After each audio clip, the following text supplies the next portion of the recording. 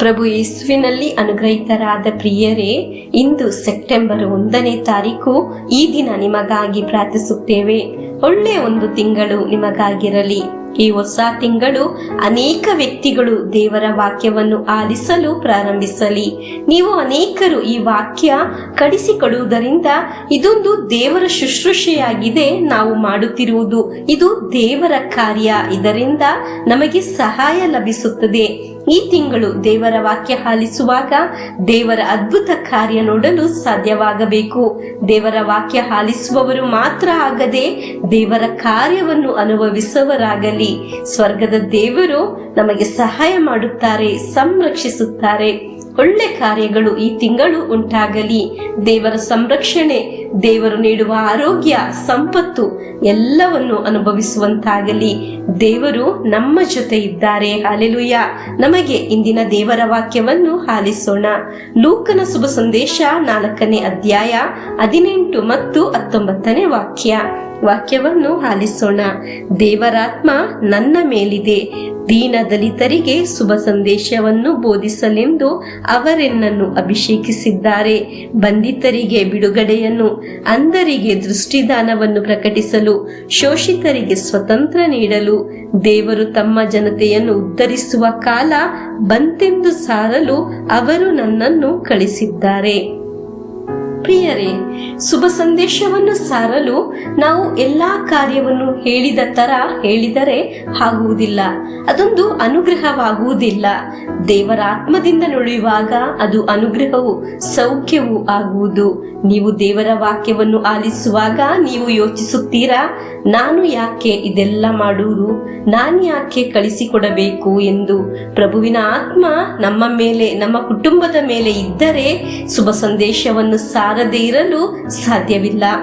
ದೇವರ ವಾಕ್ಯ ನಾವು ಅಸೂಯೆ ಇಲ್ಲದೆ, ಹೊಟ್ಟೆ ಕಿಚ್ಚಿಲ್ಲದೆ ಕಳಿಸಿಕೊಡುವಾಗ ನನಗಿಂತ ಆ ವ್ಯಕ್ತಿ ಬೆಳೆಯಲಿ, ಉನ್ನತ ಸ್ಥಾನಕ್ಕೆ ಏರಲಿ ಎಂಬ ಯೋಚನೆ ಬರುತ್ತದೆ. ನಾನು ಮಾತ್ರ ಮುಂದೆ ನಿಂತರೆ ಸಾಲುವುದಿಲ್ಲ.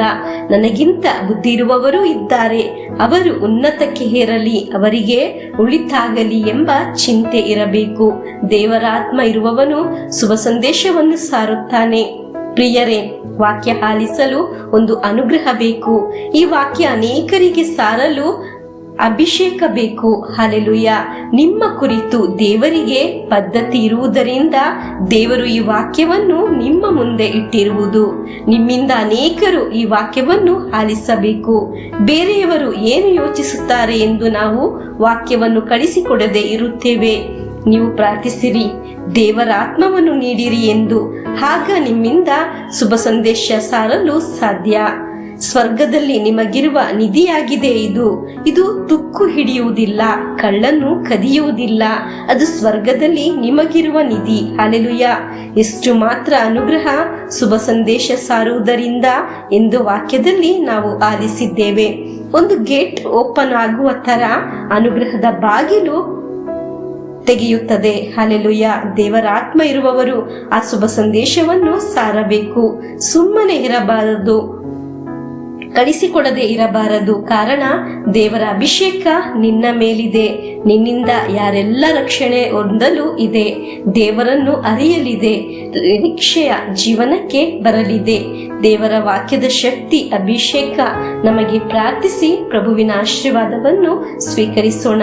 ಈ ತಿಂಗಳು ಅನೇಕ ಬಂಧನಗಳು ಒಡೆದು ಹೋಗಿ ಜಿಗಿದು ನಲಿದಾಡುವ ತಿಂಗಳಾಗಿರುತ್ತದೆ. ಧೈರ್ಯವಾಗಿರಿ, ದೇವರು ನಮಗೆ ಸಹಾಯ ಮಾಡೇ ಮಾಡುತ್ತಾರೆ. ಆಮೇನ್.